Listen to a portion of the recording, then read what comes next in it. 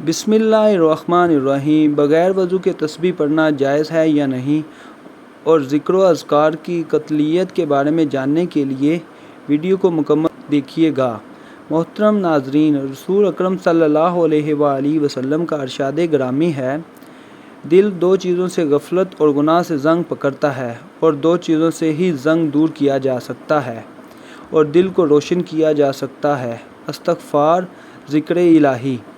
हज़रत अबू दरदा रज़ी अल्लाह तआला अन्हा का कौल है, हर चीज़ को चमकाने के लिए कोई ना कोई चीज़ होती है, लेकिन दिलों को ज़िक्र इलाही से ही चमकाया जा सकता है।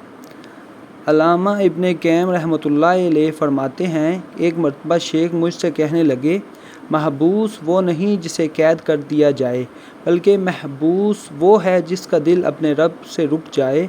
असीर वो नहीं जो गिरफ़्तार हो जाए, बल्कि असीर वो है जो ख्वाहिशात का असीर हो जाए।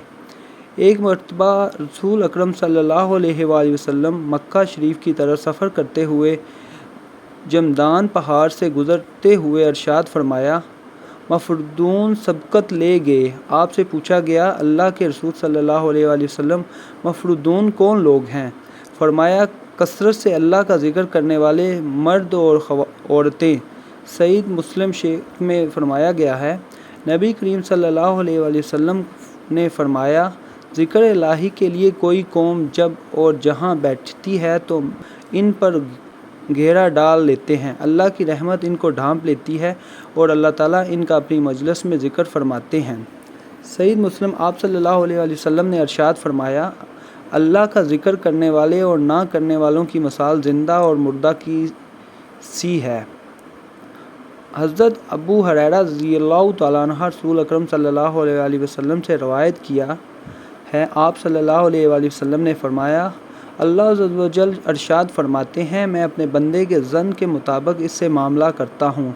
जब मुझे याद करता है मैं इल्म के लिहाज से इसके पास होता हूँ, अगर मुझे दिल में याद करते हो तो मैं दिल में इसे याद करता हूँ, मजलिस में याद करो तो मैं इससे बेहतर मजलिस में याद करता हूँ, मेरी तरफ बलदश्त आए तो मैं हाथ बराबर आता हूँ, हाथ भर आए तो मैं दो हाथ बराबर करीब आता हूँ, चल कर आए तो मैं दौड़ कर आता हूँ। तिरमिज़ी शरीफ में है कि आप सल्लल्लाहु अलैहि वसल्लम ने इरशाद फरमाया है, जब तुम जन्नत के बागात से गुज़रो तो वहाँ से कुछ खाया करो। सहाबा इकराम रज़ियल्लाहु तआला अन्हा ने अर्ज़ किया, या रसूलल्लाह सल्लल्लाहु अलैहि वसल्लम, जन्नत के कौन से बागात हैं? आप सल्लल्लाहु अलैहि वसल्लम ने फरमाया, जो शख्स रोज़ाना 100 मरतबा अल्लाहु ला इलाहा इल्लल्लाहु वहदहु शरीका लहु मुल्कुल हम्दु अला कुल्लि शैइन क़दीर पढ़े, इसे 10 ग़ुलाम आज़ाद करने का सवाब मिलता है, 100 नेकियां इसके नामा माल में लिख दी जाती हैं और सुबह से शाम तक वो शैतान की शर से महफूज रहता है और इसके अमाल से बढ़ कर किसी का अमल अफजल नहीं।